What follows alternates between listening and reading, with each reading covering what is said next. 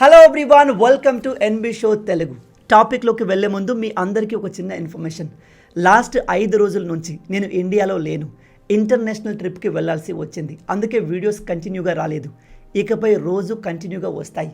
ఈ ఇన్కన్వీనియన్స్కి నన్ను క్షమించండి. పాకిస్తాన్ ఒక ఉగ్రవాద దేశంగా ఉండేది, అలాగే ఉంది. భవిష్యత్తులో కూడా వీళ్ళు అలాగే ఉంటారు. ఎందుకంటే ఆ దేశ ప్రజల మెంటాలిటీ అలాంటిది, వాళ్ళు ఫాలో అయ్యే ఐడియాలజీ అలాంటిది. మీ అందరూ గమనిస్తూనే ఉన్నారు. ట్రంప్ సెకండ్ టైం ప్రెసిడెంట్ అయినప్పటి నుంచి ఇండియా కంటే పాకిస్తాన్కి ఎక్కువ ప్రిఫరెన్స్ ఇస్తున్నాడు. పాకిస్తాన్ మిలిటరీ లీడర్ ఆసిఫ్ మునీర్ని, పిఎం షాబాజ్ షరీఫ్ని తెగ పొగుడుతున్నాడు. ట్రంప్ తన సెకండ్ టైం ప్రెసిడెన్సీలో చేసిన అతిపెద్ద మిస్టేక్ ఇరాన్ని తక్కువ అంచనా వేసి యుద్ధం స్టార్ట్ చేయడం. యుద్ధం చేయడం తప్పు అని చెప్పను, ఎందుకంటే నిజంగానే ఇరాన్ న్యూక్లియర్ వెపన్స్ని తయారు చేస్తుంది. వన్స్ ఇరాన్ లాంటి ఒక రాడికల్ దేశం దగ్గర న్యూక్లియర్ వెపన్స్ వస్తే అది కేవలం ఇజ్రాయిల్, అమెరికాకి కాదు, ప్రపంచ దేశాలకు ప్రమాదం. ఇప్పుడు పాకిస్తాన్ దగ్గర కూడా న్యూక్లియర్ వెపన్స్ ఉన్నాయి. ఈ చిల్లర దేశం ఈ న్యూక్లియర్ వెపన్స్ని ఉపయోగించి ఇతర దేశాలని బెదిరిస్తూ ఉంటుంది. వీళ్లకు ఎంత ధైర్యం అంటే వీళ్ళు ఏకంగా మన భారత్ మీరు మాతో పెట్టుకోవద్దు, మా జోలికి రావద్దు, ఎందుకంటే మా దగ్గర న్యూక్లియర్ వెపన్స్ ఉన్నాయి, మేము వాటిని మీ పైన యూజ్ చేయడానికి ఏమాత్రం వెనకాడము అని బెదిరిస్తున్నారు. కానీ ఈ చిల్లర గలకి అర్థం కాని విషయం ఏమిటంటే మన భారత్ దగ్గర పాకిస్తాన్ కంటే ఎక్కువ అండ్ పవర్ఫుల్ న్యూక్లియర్ వెపన్స్ ఉన్నాయి. కానీ మనం వీళ్ళలాగా వీధి రౌడీల్లాగా మేము మీ పైన బాంబు వేస్తాము అంటూ బెదిరించాము. ఎస్, అవసరం వచ్చినప్పుడు మనం పాకిస్తాన్ని కంప్లీట్గా బూడిద చేయగలం. కానీ ఇలా అనవసరంగా బెదిరింపులకు దిగము. అది రెస్పాన్సిబుల్ కంట్రీ అయిన భారత్కి, ఉగ్రవాద దేశమైన పాకిస్తాన్కి ఉన్న తేడా. అయితే ఈ పాకిస్తాన్ ట్రంప్ను మేనేజ్ చేయడం బాగా నేర్చుకుంది. మీ అందరికీ తెలుసు, ప్రజెంట్ ట్రంప్ ఏజ్ 79 సంవత్సరాలు. వయసు పెరిగే కొద్దీ పెద్దవాళ్ళలో చాదస్తం పెరుగుతుంది. ఈ ట్రంప్కి ముందు నుంచే విపరీతమైన ఈగో ఉంది. అది వయసుతో పాటు బాగా పెరిగింది. ఇన్ని రోజులు మనం ట్రంప్ గురించి అనేక విషయాలు డిస్కస్ చేశాము, కాబట్టి మీకు ఒక విషయం బాగా అర్థమై ఉంటుంది. ట్రంప్తో ఏదైనా పని చేయించుకోవాలి అంటే అతన్ని బాగా పొగడాలి. ట్రంప్ వీక్నెస్ అతని ఈగో. అతని ఈగోని మీరు పొగిడి సాటిస్ఫై చేయగలిగితే ట్రంప్తో ఏ పనైనా ఈజీగా చేయించుకోవచ్చు, అన్ని పనులకు ఒప్పుకుంటాడు కూడా. కానీ ఇండివిజువల్ వ్యక్తులు ట్రంప్ దగ్గర లొంగి తన ఈగోని హర్ట్ చేయకుండా పని చేయించుకుంటారు. కానీ దేశాలు అలా ఇతర దేశ ప్రెసిడెంట్ దగ్గర లొంగాలి అనుకోవు. ఎస్పెషల్లీ సెల్ఫ్ రెస్పెక్ట్ ఉన్న ఏ దేశం కూడా ట్రంప్ దగ్గర లొంగాలి అనుకోదు, అలాంటి విషయాలకు ఒప్పుకోవు కూడా. కానీ పాకిస్తాన్కి సెల్ఫ్ రెస్పెక్ట్ ఎక్కడిది? అది ముందు నుంచే చిల్లర దేశం, ఉగ్రవాద దేశం. ఈ దేశాన్ని ఇప్పటి వరకు రూల్ చేసిన లీడర్లు ఎవరు కూడా ఆ దేశం కోసం పనిచేయాలి అనుకోలేదు. ముందు వాళ్ళు తమ జేబును నింపుకుంటారు. వన్స్ వాళ్ళ జేబు నిండాక పాకిస్తాన్ వదిలి వేరే దేశానికి పారిపోతారు. కానీ ఈ దేశం అక్కడే చెత్త కుప్పలాగా కుళ్ళుతూ ఉంటుంది. చెత్త కుప్ప నుంచి కంపుతో పాటు దోమలు, రకరకాల వ్యాధులు వస్తాయి. ఆ విధంగా ఇప్పుడు పాకిస్తాన్ నుంచి ఉగ్రవాదులు వస్తున్నారు. అయితే ఈ ఆసిఫ్ మునీర్ అండ్ షాబాజ్ షరీఫ్ వీళ్ళిద్దరూ ట్రంప్ ఈగోను బాగా అర్థం చేసుకున్నారు. అందుకే మనం ఆపరేషన్ సింధూర్ సమయంలో పాకిస్తాన్ని చిత్తుగా ఓడిస్తున్నప్పుడు వీళ్ళు ఒకవైపు మన మిలిటరీకి యుద్ధాన్ని ఆపండి అని బతిమిలాడి సీజ్ ఫైర్కి ఒప్పించి, మరోవైపు పరిగెత్తుకుంటూ మమ్మల్ని కాపాడండి అంటూ ట్రంప్ కాళ్ళ దగ్గర కూర్చున్నారు. ఈ ట్రంప్కి క్రెడిట్ తీసుకోవడం అంటే చాలా ఇష్టం, అండ్ అప్పుడు తను నోబెల్ పీస్ ప్రైజ్ కోసం ట్రై చేస్తున్నాడు. అందుకే ట్రంప్ వెంటనే పాకిస్తాన్ని తన చెప్పు చేతలో పెట్టుకొని నేనే ఇండియా పాకిస్తాన్ మధ్య యుద్ధాన్ని ఆపాను అంటూ ప్రపంచానికి చెప్పుకున్నాడు. కానీ అలా అస్సలు జరగలేదు. ఈ పాకిస్తాన్ ఎలాగో సెల్ఫ్ రెస్పెక్ట్ లేని దేశం కాబట్టి అవును, ట్రంపే ఈ యుద్ధాన్ని ఆపాడు, లేకపోతే ఇండియాకు మాకు ఒక న్యూక్లియర్ వార్ జరిగేది. అందులో దాదాపు 50 నుంచి 60 మిలియన్ మంది ప్రజలు, అంటే 6 కోట్ల మంది చనిపోయేవారు. అంతమందిని ఈ ట్రంప్ కాపాడాడు అంటూ క్రెడిట్ మొత్తాన్ని ట్రంప్కి ఇచ్చేశారు. మనం పాకిస్తాన్ లాగా అమ్ముడుపోయే చిల్లర దేశం కాదు కదా, కాబట్టి ఇండియా దీన్ని కంప్లీట్గా రిజెక్ట్ చేసింది. మనం అనేక సార్లు ఇందులో ట్రంప్ ప్రమేయం ఏమీ లేదు అని కూడా చెప్పేశాము. ట్రంప్కి ఈ మాట అస్సలు నచ్చలేదు. ట్రంప్కు పాకిస్తాన్ లాగా తన కాళ్ళ దగ్గర కూర్చునే దేశం కావాలి, కానీ ఎదురు మాట్లాడే దేశం అంటే ట్రంప్కి నచ్చదు. అందుకే వీడు మనపైన వరుసగా టారిఫ్లు వేస్తూ టార్గెట్ చేయడం మొదలుపెట్టాడు. మరోవైపు పాకిస్తాన్ ట్రంప్ కొడుకుకు చెందిన క్రిప్టో కంపెనీలో భారీగా డబ్బు పెట్టి ట్రంప్కి మరింత దగ్గరయ్యింది. ఇక్కడ ట్రంప్ కూడా తన దేశ ఇంట్రెస్ట్ కంటే సొంత ఇంట్రెస్ట్కి, సొంత ప్రయోజనానికి ఎక్కువ వాల్యూ ఇచ్చి పాకిస్తాన్కి క్లోజ్ అయ్యాడు. అందుకే మీరు గమనించండి, ట్రంప్ ప్రతిసారి మై ఫేవరెట్ ఫీల్డ్ మార్షల్ అని ఆసిమ్ మునీర్ గాన్ని అండ్ ఇంకో చిల్లరగాడు షాబాజ్ షరీఫ్ని గ్రేట్ గాయ్ అంటూ పొగుడుతూ ఉంటాడు. ఎందుకు పొగుడుతాడు అంటే వీళ్ళు చాలా విశ్వాసంగా ట్రంప్ చెప్పినట్టు చేస్తూ ఉంటారు. ఇప్పుడు మనం ఇంట్లో పెంచుకునే కుక్క మనం చెప్పిన మాట వింటే మనం దాన్ని ఎలా అప్రిషియేట్ చేస్తామో ట్రంప్ కూడా ఒక రకంగా పాకిస్తాన్తో అదే చేస్తున్నాడు. కానీ ఈ పాకిస్తాన్ ఒక నక్క బుద్ధి కలిగిన దేశం. ఉగ్రవాద మైండ్ సెట్ కలిగిన ఆసిమ్ మునీర్ని ట్రంప్ నమ్మడం సరైంది కాదు. ఈ మునీర్ గాడు ట్రంప్కి డేంజర్గా మారే అవకాశం ఉంది. ఇది నేను చెప్తున్న మాట కాదు, స్వయంగా అమెరికన్ ఇంటెలిజెన్స్ చెప్తుంది. ఎందుకంటే ఈ మునీర్ గాడు ఫీల్డ్ మార్షల్ కాకముందు పాకిస్తాన్ మిలిటరీ ఇంటెలిజెన్స్ ఆఫీసర్గా పనిచేసేవాడు. ఆ సమయంలో వీడికి ఇరాన్లో ఉన్న రాడికల్ గ్రూప్ అయిన IRGCతో డీప్ కనెక్షన్స్ ఉన్నాయి. ట్రంప్ ఇరాన్తో యుద్ధం స్టార్ట్ చేసి బాగా ఇరుక్కుపోయాడు. ఇరాన్ని చాలా తక్కువ అంచనా వేశాడు. 1-2 రోజుల్లో ఇరాన్ మిలిటరీ కంప్లీట్గా నాశనం అయిపోతుంది, దాంతో ఈజీగా అమెరికా గెలవచ్చు అనుకున్నాడు. కానీ అలా జరగలేదు. ఇప్పుడు ఈ యుద్ధాన్ని ఎలాగైనా ఆపేందుకు ట్రంప్ సర్వ ప్రయత్నాలు చేస్తున్నాడు.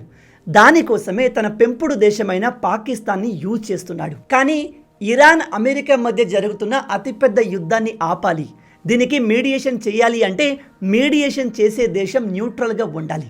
కానీ పాకిస్తాన్ న్యూట్రల్ దేశం కాదు, ఇది ఒక ప్రో అమెరికా దేశం. ప్రో ఏంటి?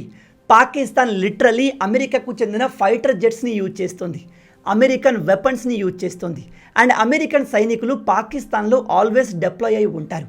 అలాంటి దేశం ఇరాన్ విషయంలో న్యూట్రల్గా ఎలా ఉంటుంది? ఇప్పుడు ఈ విషయాన్ని స్వయంగా ఇరానే అడుగుతుంది.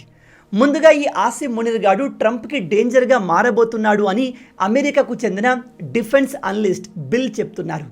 ఇక్కడ పాకిస్తాన్ డబుల్ రోల్ ప్లే చేస్తుందని కూడా ఈయన చెప్తున్నారు. అంటే పాకిస్తాన్ తన సొంత ప్రయోజనం కోసం ఈ మీడియేషన్ చేసే ప్రయత్నం చేస్తుంది. ఇక్కడ పాకిస్తాన్కి ప్రయోజనం ఏమిటంటే, మీరు ప్రపంచంలో ఎక్కడైనా వెళ్ళి పాకిస్తాన్ పేరు చెప్పండి, వాళ్ళు టక్కున అదొక ఉగ్రవాద దేశం అని చెప్తారు. ఆ ఉగ్రవాద దేశం అనే ట్యాగ్ని తొలగించేందుకు పాకిస్తాన్ ఈ అవకాశాన్ని యూజ్ చేస్తుంది. ట్రంప్ పాకిస్తాన్ని పొగడ్డం మనకే కాదు, అమెరికాలోని ప్రజలకు కూడా చాలా విడ్డూరంగా అనిపిస్తుంది. ఎందుకంటే అమెరికా పైన అతిపెద్ద దాడి చేసిన బిన్ లాడెన్ పాకిస్తాన్లో దొరికాడు. పాకిస్తాన్ వాడికి హెల్ప్ చేస్తుంది. అండ్ ఉగ్రవాదానికి సంబంధించిన మీరు ఏ లింక్ని వెతికినా అది పాకిస్తాన్ నుంచే స్టార్ట్ అవుతుంది. అలాంటి దేశం ఈ కాలంలో జరుగుతున్న అతిపెద్ద యుద్ధాన్ని ఆపుతుంది అని ట్రంప్ ఎలా నమ్ముతున్నాడు అంటూ అమెరికన్ ప్రజలే ఆశ్చర్యపోతున్నారు. మీలో తెలియని వాళ్ళకి చెప్తున్నాను, 2023 జనవరి సమయంలో అమెరికాలో ఒక అతిపెద్ద సర్వే జరిగింది. అందులో అక్కడి ప్రజలకు, ఎస్పెషల్లీ జియో పాలిటిక్స్ పైన అవేర్నెస్ ఉన్న ప్రజలకు ఇండియా పాకిస్తాన్ గురించి కొన్ని క్వశ్చన్స్ అడిగారు. మీలో ఎంతమంది ఇండియాను ఒక ఫ్రెండ్లీ కంట్రీగా చూస్తారు అని అడిగితే దాదాపు 56% ప్రజలు మేము ఇండియాను ఒక ఫ్రెండ్లీ కంట్రీగా, పీస్ఫుల్ దేశంగా చూస్తాము అని చెప్పారు. అదే కేవలం 28% మంది ప్రజలు మాత్రమే పాకిస్తాన్ని ఫ్రెండ్లీ కంట్రీ అని చెప్పారు. పైగా అలా చెప్పిన వాళ్ళు సీనియర్ సిటిజన్స్ ఎక్కువగా ఉన్నారు. ఎందుకంటే 1970-80 సమయంలో పాకిస్తాన్ అమెరికా మధ్య రిలేషన్ చాలా డీప్ లెవెల్లో ఉండేవి. అందుకే వాళ్ళు ఆ మాట చెప్పారు. అలాగే మీలో ఎంతమంది ఇండియాను ఎనిమీ కంట్రీగా చూస్తారని అడిగితే దాదాపు 11% ప్రజలు మాత్రమే ఇండియాను ఎనిమీ కంట్రీగా చూస్తాము అని చెప్పారు. అండ్ ఇక్కడ వీళ్ళు ఎనిమిగా చూస్తున్నారు అంటే మనం వాళ్ళపైన యుద్ధానికి వెళ్తాము అని కాదు. ఇండియా నెక్స్ట్ చైనాగా మారిపోతుంది. ఇప్పుడు చైనా ఏ విధంగా అయితే అమెరికాతో పోటీ పడుతుందో సేమ్ అదే విధంగా ఆర్థికంగా ఇండియా ఫ్యూచర్లో అమెరికా పైన పోటీ పడుతుంది అని చెప్తున్నారు. అదే పాకిస్తాన్ని దాదాపు 40% ప్రజలు ఎనిమీ కంట్రీగా చూస్తాము అని చెప్పారు. ఎందుకంటే అది ఒక ఉగ్రవాద దేశం, బిన్ లాడెన్ని కాపాడిన దేశం. కాబట్టి ఆ దేశం ఎన్నటికీ అమెరికాకు శత్రువుగానే ఉంటుంది అని చెప్పారు. నేను ఇక్కడ చెప్పేది ఏమిటంటే, అమెరికా ప్రజల్లో కూడా పాకిస్తాన్ అంటే ఇది ఒక ఉగ్రవాద దేశం, ఎనిమీ కంట్రీ అనే ఫీలింగ్ ఉంది. అలాంటిది ఈ ట్రంప్ పాకిస్తాన్ని ఎందుకు సపోర్ట్ చేస్తున్నాడు అనే క్వశ్చన్ అక్కడి ప్రజల్లో కూడా ఉంది.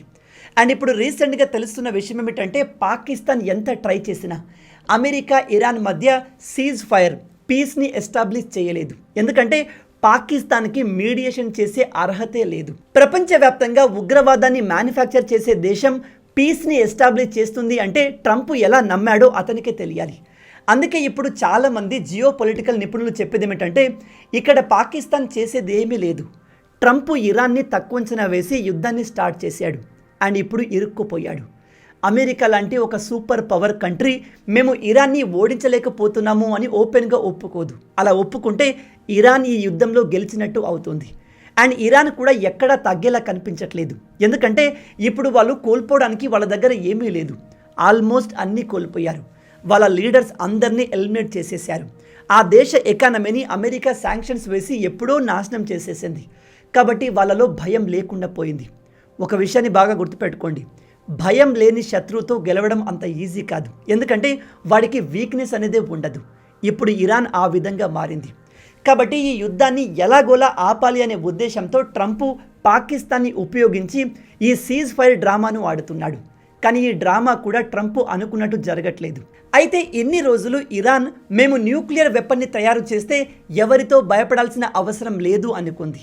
అలాంటి వాళ్ళకి ఒక gold mine strait of Hormuz రూపంలో దొరికింది. స్ట్రేట్ ఆఫ్ హర్మూజ్ ఈ యుద్ధం స్టార్ట్ కాకముందు ఓపెన్గా ఉండేది. అక్కడి నుంచి అన్ని దేశాల షిప్పులు ఇంటర్నేషనల్ ట్రేడ్ని చేయవచ్చు. వాటిని ఎవరు ఆపేవారు కాదు. కానీ ట్రంప్ ఇరాన్ పైన చేసిన దాడికి వాళ్ళకు ఏం చేయాలో తెలియక స్ట్రేట్ ఆఫ్ హర్మూజ్ని క్లోజ్ చేసేశారు. అప్పుడు ఇరాన్కి ఈ స్ట్రేట్ ఆఫ్ హర్మూజ్ యొక్క ఇంపార్టెన్స్ అర్థమైంది. మన తెలుగులో ఒక సామెత ఉంటుంది, సంకలో చెంబు పెట్టుకొని ఊరంతా వెతుకుతారేంటి అని. ఇప్పుడు ఇరాన్కి స్ట్రేట్ ఆఫ్ హర్మూజ్ అలాగే దొరికింది. దీన్ని ఇరాన్ వదులుకోవాలి అనుకోవట్లేదు. ఇరాన్ పర్మనెంట్గా ఈ స్ట్రేట్ ఆఫ్ హర్మూజ్ పైన తన అధికారాన్ని కంటిన్యూ చేయాలి అని చూస్తుంది. దీన్ని కౌంటర్ చేయడానికి ట్రంప్ ఒక బ్రిలియంట్ స్ట్రాటజీ తీసుకువచ్చాడు. మీరు బ్లాక్ చేసేదేంటి, నేనే బ్లాక్ చేస్తున్నాను అంటూ ఈ స్ట్రేట్ ఆఫ్ హర్మూజ్ నుంచి వెళ్ళే ఇరాన్ షిప్పులన్నింటినీ ఆపేస్తున్నాడు. వాళ్ళు మాట వినకపోతే వాటిపైన అటాక్ చేస్తున్నాడు. సో ప్రజెంట్ ఈ యుద్ధం ఇక్కడ స్ట్రక్ అయిపోయింది. నిన్న ట్రంప్ ఇచ్చిన సీజ్ ఫైర్ టైం లిమిట్ అయిపోయింది. అయినా కూడా ఇరాన్ లొంగకపోయేసరికి ట్రంపే స్వయంగా ఈ సీజ్ ఫైర్ని లాంగ్ టైం వరకు ఎక్స్టెండ్ చేస్తున్నాను అని చెప్పాడు. ఎందుకు అంటే ఇరాన్ ఏ విధంగా కూడా పీస్ డీల్కి ఒప్పుకునేలా కనిపించట్లేదు. ఇప్పుడు పాకిస్తాన్ ఏం చేస్తుందో తెలుసా, వాళ్ళు ముందుకు వచ్చి ట్రంప్ సీజ్ ఫైర్ని లాంగ్ టైం వరకు ఎక్స్టెండ్ చేశాడు కాబట్టి మేము ఈ యుద్ధాన్ని ఆపేశాము, మేము ప్రపంచంలో శాంతిని తీసుకువచ్చాము అని గొప్పగా చెప్పుకుంటుంది. వీళ్ళు నిజంగా జోకర్ గాలు కాకపోతే ఇప్పటికీ స్ట్రేట్ ఆఫ్ హర్మూజ్ ఓపెన్ కాలేదు. రీసెంట్గానే మన భారతీయ షిప్పులపైన దాడి జరిగింది అండ్ ఇప్పటికీ ఇరాన్ ఈ ప్రాంతం నుంచి ఒక్క షిప్ను కూడా వెళ్ళనివ్వట్లేదు. అలాంటిది యుద్ధం ఆగిపోయింది, మేము పీస్ని ఎస్టాబ్లిష్ చేసాము అని పాకిస్తాన్ చెప్పుకోవడం వాళ్ళ డెస్పరేషన్ని చూపిస్తుంది. ఈ చిల్లరగాళ్ళు అక్కడితో ఆగలేదు. పాకిస్తాన్లోని కొంతమంది లీడర్లు కలిసి ఈ ఆసిమ్ మునీర్ అండ్ షాబాజ్ షరీఫ్ ఈ యుద్ధాన్ని ఆపినందుకు నోబెల్ పీస్ ప్రైజ్ వీళ్లకు ఇవ్వాలి అంటూ డిమాండ్ చేస్తున్నారు. ఇది మరీ దారుణం. నోబెల్ పీస్ ప్రైజ్ పేరు ఎత్తే అర్హత కూడా వీళ్లకు లేదు. అలాంటి ఈ ఉగ్రవాద దేశం ఈ ఇద్దరు జోకర్ గళ్ళకి నోబెల్ పీస్ ప్రైజ్ ఇవ్వాల్సిందిగా డిమాండ్ చేస్తుంది. ఈ న్యూస్ని ప్రపంచ దేశాల లీడర్లు చూసి నవ్వుకోవడం తప్ప వీళ్ళను ఎవ్వడూ సీరియస్గా తీసుకోవడం. ప్రజెంట్ ట్రంప్ని వరల్డ్ లీడర్లు సీరియస్గా తీసుకోవట్లేదు. అలాంటిది ట్రంప్ కాళ్ళ దగ్గర కూర్చున్న వీళ్ళను ఎవరు పట్టించుకుంటారో మీరే చెప్పండి. ఇంకో ముఖ్యమైన విషయం, ఇప్పుడు ఇరాన్ కూడా పాకిస్తాన్ని టార్గెట్ చేయడం మొదలుపెట్టింది. ఈ పాకిస్తాన్ సీజ్ ఫైర్ చేస్తాము అంటూ డబుల్ గేమ్ ఆడుతుంది అని ఇరాన్ చెబుతుంది. నేను ఈ విషయాన్ని మీకు మన ప్రీవియస్ వీడియోలో చెప్పాను. పాకిస్తాన్ ఇక్కడ ఏదో గేమ్ ఆడుతుంది కానీ ఈ యుద్ధాన్ని ఆపే పవర్ కానీ క్యాపబిలిటీ కానీ ఇంటెన్షన్ కానీ పాకిస్తాన్కి లేదు అని. పాకిస్తాన్ ఇరాన్తో వేరుగా మాట్లాడుతుంది, అమెరికాతో వేరుగా మాట్లాడుతుంది.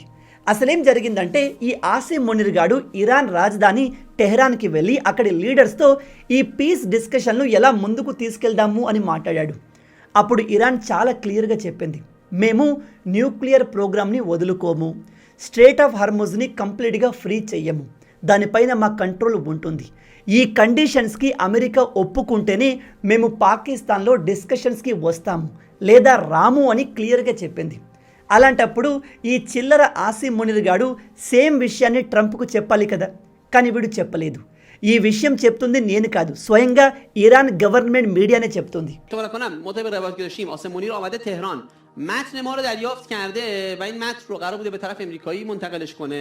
ఇక్కడ ఇరాన్ మీడియా చెప్పేది ఏమిటంటే పాకిస్తాన్ ఇరాన్ మెసేజ్ని అమెరికాకు చెప్పట్లేదు, దాంతో మేము డిస్కషన్ కోసం పాకిస్తాన్కి వెళ్తే మేము ముందుగా అడిగిన nuclear and strait of Hormuz డిమాండ్కి అమెరికా మేము ఒప్పుకోము అని చెప్తుంది.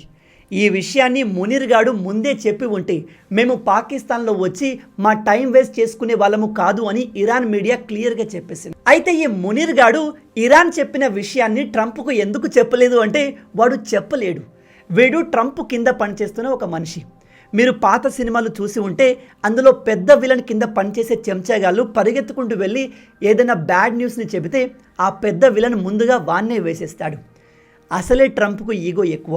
అలాంటిది ఈ మునీర్ ట్రంప్ దగ్గరికి వెళ్ళి ఇరాన్ ఒప్పుకోవట్లేదండి, వాళ్ళు న్యూక్లియర్ వెపన్స్ విషయంలో స్ట్రేట్ ఆఫ్ హార్ముజ్ విషయంలో అసలు కాంప్రమైజ్ కావట్లేదు అని చెబితే ఏమవుతుందో తెలుసా?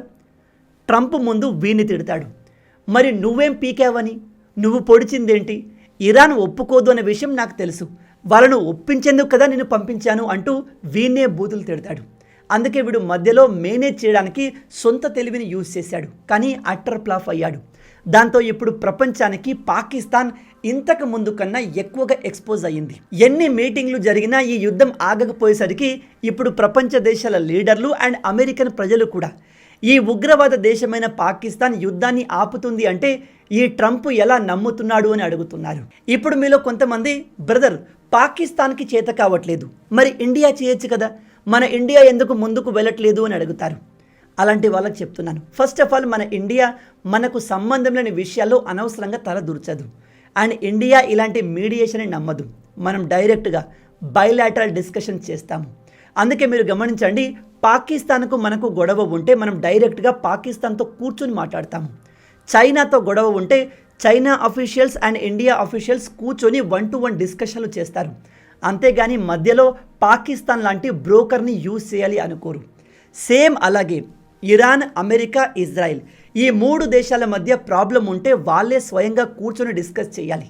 అయినా ఇంత పెద్ద యుద్ధంలో మేజర్ ప్లేయర్ ఈ ఇజ్రాయెల్. అలాంటప్పుడు ఈ చిల్లరగాళ్ళు ఇజ్రాయెల్ని ఇన్వాల్వ్ చేయకుండా యుద్ధాన్ని ఆపుతాము అని ఎలా అనుకున్నారు? అందుకే ఇండియా ఈ యుద్ధంలో తల దూర్చట్లేదు. అలాగే ఇప్పుడు ఇరాన్కి పాకిస్తాన్ అసలు రూపం చాలా క్లియర్గా తెలుస్తుంది. అందుకే ఇప్పుడు వాళ్ళు పాకిస్తాన్ని డైరెక్ట్గా టార్గెట్ చేస్తున్నారు. రీసెంట్గా ఇరాన్ మిలిటరీ పాకిస్తాన్ బార్డర్లో ఒక ఆపరేషన్ చేసి 10ల సంఖ్యలో ఉగ్రవాదుల్ని అంతం చేసింది. మీరు ఇక్కడ ఆర్టికల్లో చూడవచ్చు, పాకిస్తాన్ నుంచి ఉగ్రవాదులు మా దేశంలోకి ఎంటర్ అవుతున్నారు, అందుకే వాళ్ళను మేము బార్డర్లో ఎలిమినేట్ చేశాము అని చెప్తుంది. వీళ్ళు లాంగ్వేజ్ కూడా మన ఇండియా లాగా పాకిస్తాన్కి అగెన్స్ట్గా యూజ్ చేస్తున్నారు. మనం ఎలా అయితే పాకిస్తాన్ టెర్రరిస్ట్ అనే వర్డ్ని వాడతామో సేమ్ అదే వర్డ్ని ఇరాన్ యూజ్ చేస్తుంది. మొత్తంగా ఇప్పుడు ట్రంప్ పాకిస్తాన్ని యూజ్ చేస్తున్నాను అనుకుంటున్నాడు, కానీ సమయం వచ్చినప్పుడు పాకిస్తాన్ ట్రంప్కి కూడా భారీగా మోసం చేసే అవకాశం ఉంది. ఈ విషయాన్ని అమెరికన్ ఇంటెలిజెన్స్ ముందుగానే పసిగడుతుంది. అలాగే పాకిస్తాన్ పీస్ మీడియేటర్గా తనను తాను ప్రపంచానికి చూపించుకోవాలి అనుకుంది. కానీ ఇప్పుడు ఇంతకు ముందు కన్నా ఎక్కువ దేశాలు పాకిస్తాన్ని ఒక ఉగ్రవాద దేశంగా రికగ్నైజ్ చేస్తున్నాయి. అయితే ఇక్కడ ఒక మేజర్ ఇష్యూ ఉంది. భవిష్యత్తులో ఇండియాకు పాకిస్తాన్కి మధ్య ఖచ్చితంగా యుద్ధం జరుగుతుంది. ఇప్పుడు అమెరికా ఫుల్లుగా పాకిస్తాన్ని సపోర్ట్ చేస్తుంది. ఇది ఇలాగే కంటిన్యూ అయితే యుద్ధం సమయంలో మనకు పాకిస్తాన్ తలనొప్పిగా మారుతుంది. మరి దీన్ని కౌంటర్ చేయడానికి ఇండియా ఏమైనా చేస్తుందా అంటే ఎస్. అమెరికా చేస్తున్న పనుల్ని ప్రజెంట్ ఇండియన్ గవర్నమెంట్ క్లోజ్గా గమనిస్తూ దీన్ని కౌంటర్ చేయడానికి మనం రష్యాతో మరింత దగ్గర అవుతున్నాము. రీసెంట్గా మనం రష్యాతో ఒక వెరీ ఇంపార్టెంట్ మిలిటరీ అగ్రిమెంట్ చేసుకున్నాము. ఈ అగ్రిమెంట్ గురించి తెలిసి అమెరికాలోని జియో పొలిటికల్ ఎక్స్పర్ట్స్ ట్రంప్ని బండ బూతులు తిడుతున్నారు. పాకిస్తాన్ లాంటి ఒక ఉగ్రవాద దేశం కోసం ఇండియా లాంటి ఒక ఇంపార్టెంట్ దేశాన్ని ట్రంప్ దూరం చేశాడు అంటూ అతన్ని ఓపెన్గా క్రిటిసైజ్ చేస్తున్నారు. అయితే భారత్ రష్యా మధ్య జరిగిన ఆ డీల్ ఏంటి అనేది నెక్స్ట్ వీడియోలో మనం డీటెయిల్గా డిస్కస్ చేద్దాం. మొత్తంగా ఇవి ఇప్పటి వరకు ఇరాన్ అమెరికా యుద్ధానికి సంబంధించిన అప్డేట్స్. ఈ యుద్ధంలో ఇప్పట్లో ఆగదు. స్ట్రేట్ ఆఫ్ హార్ముజ్ ఓపెన్ అయ్యేలా కనిపించట్లేదు. మరి ఈ యుద్ధాన్ని ఆపాలి అంటే ఏం చేస్తే బాగుంటుంది? ఏ దేశం ఆర్ దేశాలు ఇన్వాల్వ్ అయితే ఈ యుద్ధం ఆగుతుంది? మీ ఐడియాస్ని, ఆలోచనల్ని కింద కామెంట్లో చెప్పండి. మన తెలుగు యువతను ఎంత వీలైతే అంత దేశభక్తులుగా మార్చాలి అనే మిషన్తో పనిచేస్తున్నాము. మన ఛానల్ని సబ్స్క్రైబ్ చేసుకొని ఆ మిషన్లో మీరు భాగం అవ్వండి. రాబోయే వీడియోలో ఇంకో ఇంట్రెస్టింగ్ టాపిక్తో మళ్ళీ కలుద్దాం. అంటిల్ దెన్, జై హింద్, జై భారత్, భారత్ మాతాకి జై.